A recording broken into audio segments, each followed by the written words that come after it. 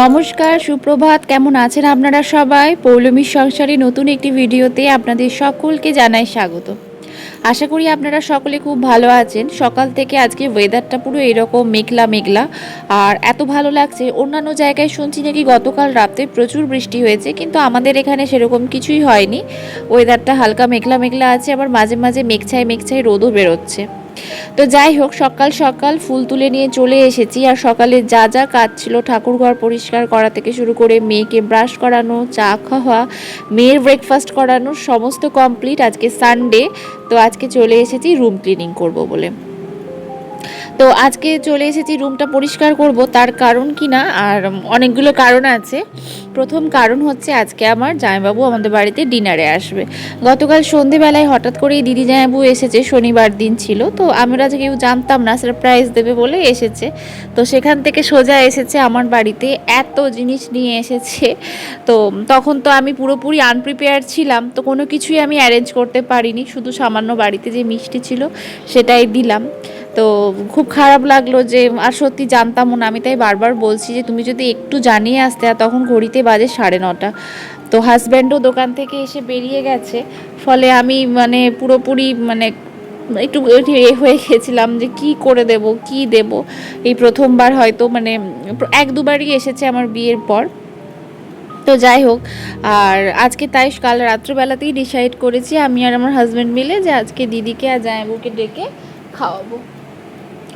তো যেরকম কথা সেরকম। আর রুমটাও প্রায় এক সপ্তাহ হয়ে গেছে পরিষ্কার করা হয়নি, তো সেই জন্য আজকে রুমটাও ডিপ ক্লিন করে নেব।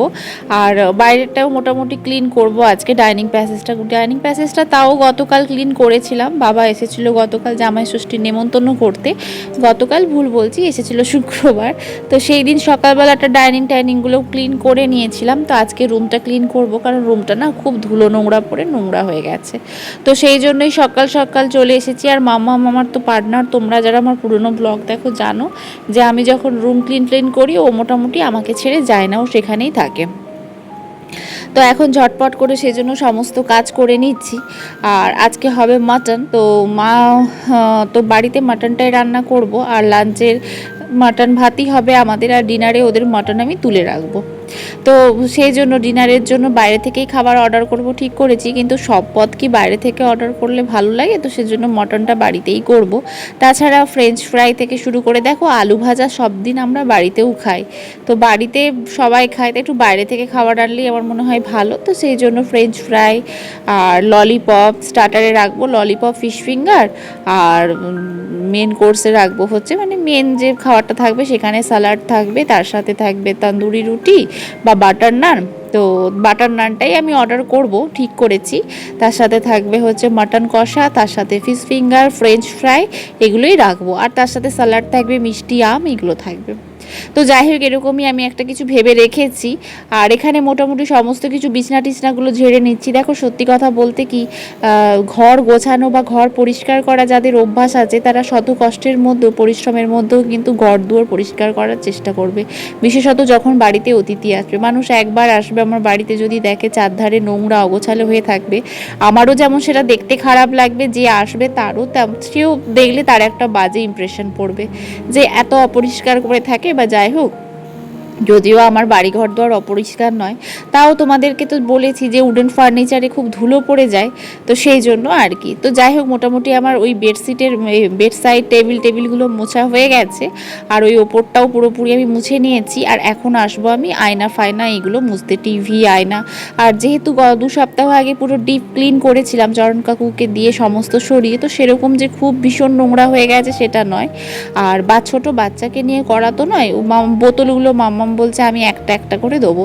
তো ওকেও যদি কিছু না করতে দিই, ওর তখন আবার মন খারাপ হয়ে যাবে, কান্নাকাটি জুড়ে দিবে। তো সেজন্য ওর মন রক্ষার্থে ওকেও করতে দিতে হচ্ছে। এইভাবেই মোটামুটি কাজ চালাচ্ছি। আর আজকে আর না কানে হেডফোন নিইনি, কেন কি না হাজব্যান্ড গেছে বাজার। বাই চান্স যদি ফোন টোন আসে বা যদি মা কিছু বলে, কারণ রাঁধুনিও চলে এসেছে, যেহেতু একটু বেলা হয়ে গেছে সব কিছু সেরে রুমে ঢুকতে। তো সেই জন্য আজকে একটুখানি তাড়াহুড়োর মধ্যেই আছে। আর মাটনটা আমিই বসাবো। রান্না দিদিকে বলে এসেছি তুমি সমস্ত কিছু জোগাড় করো, আমি বসাবো মাটনটা। আজকে মা আমাকে ডেকেছিল, নেমন্তন্ন করেছিল, তো সেটা আমি ক্যান্সেল করে দিলাম যেহেতু আজকে ওদেরকে ডেকেছি। তো কিন্তু মাম্মামকে ওরা ছাড়বে না, সকাল থেকে অনেকবার ফোন করছে যে মাম্মামকে ওখানে পৌঁছানোর জন্য, কিন্তু মাম্মামকে নিয়ে যাবে কি? আর মাম্মামকে খাওয়ানো, ব্রেকফাস্ট খাওয়ানো, ব্রাশ করানো, এই সমস্ত, যেহেতু ও দেরি করে ঘুম থেকে উঠেছে, প্রায় উঠতে উঠতে 9টা 15-20 তো বাজেই দিয়েছে। তো আমি বললাম যে ওর দেরি হবে, তো ওর বাবার তো যেতে যেতে 2টো বেজে যাবে। তো দিদিরা রাগ করলো যে না, অত বেলাতে আর আসার কোনো প্রয়োজন নেই। তো সেই জন্য ঠিক করলাম যে মাম্মামকে একটু পরে স্নান করিয়ে দেবো, স্নান করিয়ে জামাইবাবুকে ডাকবো, তো জামাইবাবুকে নিয়ে চলে যাবে, ওখানেই ওর লাঞ্চ করবে। তো এরকমই প্ল্যান করে রাখলাম, আমি আর যাবো না।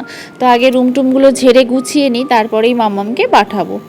তো এখানে সমস্ত কিছু পুতুল টুতুল যা আছে সব কিছুই ঝেড়ে নিচ্ছি, ঝেড়ে সুন্দর করে রাখছি। সত্যি কথা বলতে কি, ওই গজা থাপা কাজ করতে না, মানে যেদিন ক্লিন করব সেদিন আর ইচ্ছে করে না। আর যেহেতু 1 সপ্তাহ মতন হয়েছে, খুব যে বেশি ধুলো নোংরা পড়েছে তা নয়, তাও উপর উপর একটু ক্লিন করে নেওয়া যাকে বলে। তবে উপর উপর ক্লিন করাটা আমার আবার খুব একটা পছায় না, যখন ক্লিন করব একদম পরিষ্কার করেই করব। তো মোটামুটি এখানে সমস্ত কিছু মোছামুছি কমপ্লিট হয়ে গেছে, ঘরটা পরিষ্কার করি। এখন যাব কিচেনে, আর তার আগে করিয়ে নেব মাম্মামকে স্নান। আমরা যদি কিছু টিপস ফলো করি তাহলে তোমরা দেখতে পাবে যে আমাদের ঘরদোয়ার কিন্তু পরিষ্কারও থাকবে ছোট বাচ্চা নিয়ে।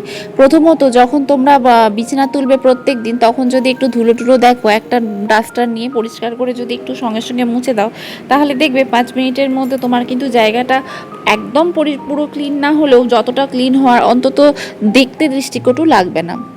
তো আমি যে এই টিপসগুলো আমি ফলো করি, ফলে আমার ঘর কিন্তু বেশি ধুলো যে নোংরা তা হয় তা নয়। তো হ্যাঁ, যখন মাঝে মাঝে ফলো করা হয় না তখন তো অবভিয়াসলি ধুলো পড়ে। আর কাঁচে দেখবে, কাঁচে একটু হালকা ধুলো পড়লেই একটা ধুলোর আস্তরণ পড়ে যায়। আর আমার যেহেতু বেডসাইড টেবিলের ওপরে সমস্ত যেহেতু পলিশিং করা আছে, তাই সমস্ত কিছু সেরকম মাপে মাপে কাঁচ বসানো আছে। তো মোটামুটি সমস্ত কিছু আলমারি টালমারি মুছে নিচ্ছি। আর যে টুলের চারপাত ধার এগুলো সমস্ত উডেন ফার্নিচারে যেহেতু প্রচুর ধুলো পড়ে, আর কদিন ধরে দেখছি না আমার যেহেতু ডাস্ট অ্যালার্জি আছে, খুব হাঁচি হচ্ছে, মানে ডাস্টের জন্য, অ্যালার্জির জন্য হেঁচে হেঁচে নাক ফাঁক যেন লাল হয়ে যাচ্ছে, শরীরটাও খুব একটা ভালো লাগছে না। আর বাইরের ওয়েদারটা শুধু দেখো, সেরকম একটা ঝোড়ো হাওয়া দিচ্ছে। তো একদম যখন আমি প্রতিবারই যখন আমি রুম ক্লিন করি, তখন কিন্তু লাস্টে আমি এই জানলার বিটগুলো মুছে নিই, খাটের বিটগুলো মুছে নিই। তাহলে কি বলো তো, তাহলে পরিষ্কারও দেখতে লাগে, আর সপ্তাহে যে একটা মার্বেলের ওপর ধুলো পড়ে সেটাও আর পড়ে যায় না। একদম খুব নোংরা ওঠে জানো তো যখন মুছে নিই, মাঝে মাঝে ভিজা ন্যাকড়াতে করেও মুছে নিই। আর মাম্মামের খেলনা তো চার ধারে ও কী করে, খেলনা টেলনাকে এরকম ওর মতন করে সাজিয়ে গুছিয়ে রাখে। আর ওকেও যদি কিছু না দিই তাহলে ও বা কী করবে। তো সেই জন্য আমিও আর কিছু বলি না, ওর মতন খেলতে থাকে। আমি আবার যখন সময় পাই সমস্ত কিছু গুছিয়ে রেখে দিই। আমি সবসময় ট্রাই করি যাতে গুছিয়ে কাজ করতে পারি, সব সময়, সেটা পড়াশুনোর ক্ষেত্রেই হোক, বাড়িঘর দৌড় পরিষ্কারের ক্ষেত্রেই হোক। গুছিয়ে কাজ করলে দেখবে একটা তৃপ্তি পাওয়া যায়, যেটা অন্যান্য কোনো কিছুর মধ্যে পাওয়া যায় না। তো আমি সবসময় চেষ্টা করি যে একটা একটা মানে রুলস মেনে সমস্ত কিছু করার জন্য। তো সেই জন্য আমার কিন্তু কাজগুলো করতে অতটা পরিশ্রমও লাগে না, যেহেতু আমি করে করে হ্যাবিচুয়েটেড হয়ে গেছি। আর তাছাড়াও যেহেতু আমি সবসময় পরিষ্কার পরিচ্ছন্ন রাখার চেষ্টা করি, সেহেতু কোনো মানে ব্যাড স্মেল বা কোনো বিশাল কিছু ধুলো নোংরা কিন্তু পড়ে না। তো যেটা পড়ে তাতে মোটামুটি আমার আধ ঘন্টা থেকে 45 মিনিট লাগে, তার মধ্যেই মোটামুটি সমস্ত কিছু ক্লিন হয়ে যায়। তো অল ডান, সমস্ত কিছু কমপ্লিট। এখন এই যে আলনার তলাটা মুছে নেব, অনেক ধুলো পড়েছে, তো এগুলো সবার শেষেই আমি করি। তো সব দেখে নিলাম, মোটামুটি সব পরিষ্কার। আর ওপরের চাদরটা আমি ফেলে দেবো, উপরের যে বেডশিটটা পাতা আছে ওটা ফেলে দেবো, আর নিচে যে বেডশিটটা পাতা আছে ওটা ঝেড়ে আবার পেতে দেবো, কারণ ওই বেডশিটটা গতবারেই পেতেছি, এমন কিছু নোংরা হয়নি। তো সেই জন্য ওপরের বেডশিটটা ফেলে দেবো, আর নিচের বেডশিটটা যেমন আছে ওরকমই পাতা থাকবে, ঝেড়ে দেবো আর কি শুধুমাত্র। আর বেবিদি যেহেতু এখনও ঝাঁটানো হয়নি, আজকে অন্যান্য ঘরগুলো করছে, আর সেই জন্য বেবিদি সমস্ত কিছু ফেলেও দেবে। আর এখন আমি নতুন একটা বেডশিট বের করে নেবো। তো নতুন বেডশিট পাতার আগে হাতটা ক্লিন করতেই গিয়েছিলাম আমি, যেহেতু আলমারি খুলবো, আর এত ধুলো নোংরা ঘাঁটা হয়েছে, ওই হাতে আর আলমারিতে আমি হাত দেবো না। তো সেটাই বের করে নেব আর কি। আর একটা ভালো রংচঙা দেখেই বেডশিট পাতবো, নতুন আর কি যেটা। তো চলো বন্ধুরা, তারপরে আর ভিডিও করা হয়নি। রুম টুম গোছানো হয়ে গেছে, মামামকে স্নান করিয়ে দিয়েছি, এখন ওয়েট করছি জায়াবুর জন্য। তো জায়াবু আসবে, আর বাইরে দেখছি টিপ টিপ টিপ টিপ করে বৃষ্টি পড়ছে। জায়াবুকে ফোন করে দিয়েছি, জায়াবু টোটো নিয়ে আসছে, মামামকে নিয়ে ওই টোটোতেই বেরিয়ে যাবে। তো বাইরের ওয়েদারটা জাস্ট অসাম লাগছে, এত ভালো লাগছে যে কি বলবো। আর মামাম তো সুপার এক্সাইটেড, মা বাড়ি যাবে বলে ও দাঁড়িয়ে আছি এখন আমরা রাস্তার ধারের ওই জানলাটার সামনে। তো জায়াবু চলেও এসেছে, তো ফোন করলো, চলে এসেছে, আমরা দাঁড়িয়েই ছিলাম। তো এখন বেরিয়ে যাচ্ছে মাম্মাম জায়াবুর সাথে। তো সামান্য কিছু মুহূর্ত ক্লিক করলাম, খুব ভালো লাগলো। আর জায়াবু কালকে নিয়ে এসেছে ওখানকার মিষ্টি দই, যেই দইটা মানে এক নাম্বার, মানে এত ভালো খেতে। তো এইগুলো হচ্ছে লস্যি, এই লস্যিগুলোও জিজু নিয়ে এসেছে। তো ওই লস্যিগুলোই হচ্ছে যে এখন বের করে রেখেছি, খাওয়া হবে আর কি। আর এখানে মাটনটা মালাদি ধুয়ে তেল হলুদ মাখিয়ে রেখে দিয়েছে, আর আমি এখন মাটনটা বসিয়েও দেবো কষাতে, তারপর লস্যি খাবো। আর এখানে হচ্ছে পুঁই শাকের রায়তা। তো যেহেতু আমার হাজব্যান্ড মাটন খায় না, তো ওর জন্য ডাল, ডিমের অমলেট বা পোচ যে কোনো কিছু একটা হবে।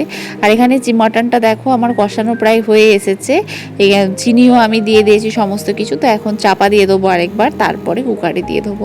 তো এটা এখন ওর মতন হতে থাক, ওইদিকে ভাতটাও বসছে, ভাতটাও হচ্ছে। আর মালার দিকে আমি এখন নুনটা টেস্ট করাচ্ছি, যে কুকারে দেওয়ার আগে তুমি নুনটা একটু দেখে নাও, যদি লাগে তো তুমি নুনটা একটু দিয়ে দাও। তো এখানে মাটন হতে হতে আমরা লস্যিটা খেয়েও নিয়েছি আমি আর মা। সত্যি লস্যিটা খেতে অসাধারণ ছিল, খুব ভালো ছিল লস্যিটা খেতে।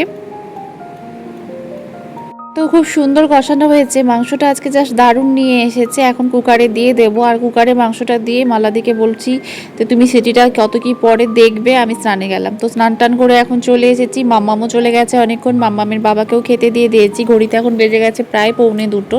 তো আমার স্নান করে ঠাকুর প্রণাম টোনাম হয়ে গেছে। আজকে একটু শ্যাম্পু করলাম, শ্যাম্পু বলছি তেল মেখে মাথায় জল ঢাললাম। গতকাল শ্যাম্পু করেছিলাম বলে আজ একটু তেল মাখলাম, মাথাটা একটুখানি না খুব ধরে ধরে ছিল মাথার তালুটা, তো সেই জন্য একটু তেল মেখে জল ঢালতে এত আরাম লাগলো। তো এখন আমি জামা কাপড়গুলো তুলে আনি, এনে গুছিয়ে নেব। সিঁড়িতে এক সিঁড়ি জামা কাপড় মেলা আছে, আর আজ যেহেতু মাম্মামকে খেতে দেওয়ার বা খাওয়ানোর কোনো ঝামেলা নেই, তো সেই জন্য ভাবছি জামা কাপড়গুলো গুছিয়ে কাজটা একটু এগিয়ে রাখবো। তো চান ধান করে এসে যা স্কিন কেয়ার করার করে নিচ্ছি, একটু টোনার লাগিয়ে নেব, একটু অ্যালোভেরা জেল লাগিয়ে নেব, দেন সিঁদুর পরে লিপ বাম পরে নেবো।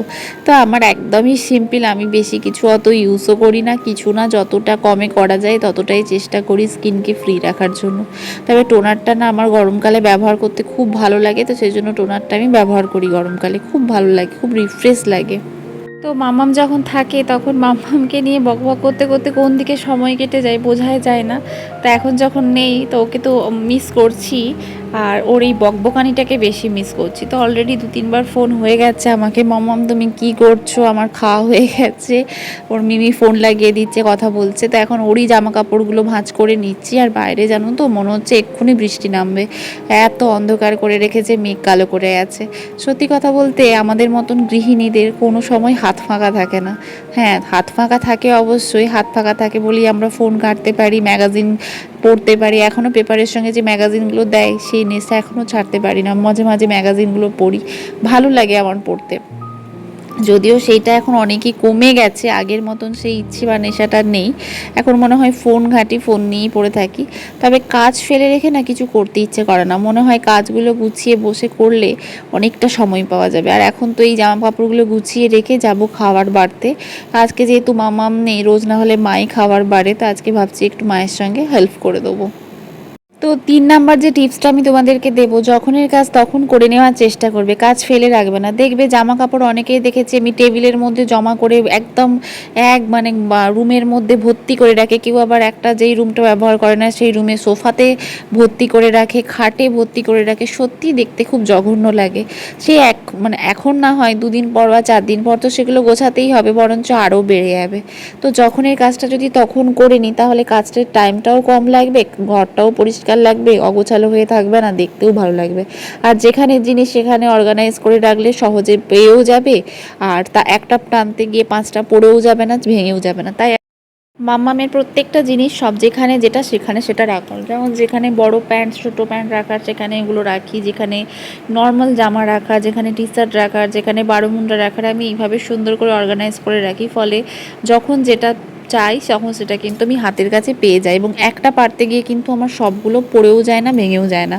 তো তোমরা এই টিপসটা ফলো করে দেখতে পারো, আশা করি তোমাদের খুব উপকার লাগবে। তো যেহেতু ছোট বাচ্চা, আমাদের হাতে অনেক টাইম কম, তার মধ্যে বাচ্চাকে পড়া শেখানো, রান্না বান্না, সংসারের কাজ, সংসারের প্রত্যেকটা মানুষের কি দরকার না দরকার খেয়াল রাখা, তাই আমাদের কিন্তু এইভাবেই সময় বাঁচিয়ে এবং পরিষ্কার পরিচ্ছন্নভাবে সেইভাবেই কাজ করতে হবে, নাহলেই কিন্তু বিপদ।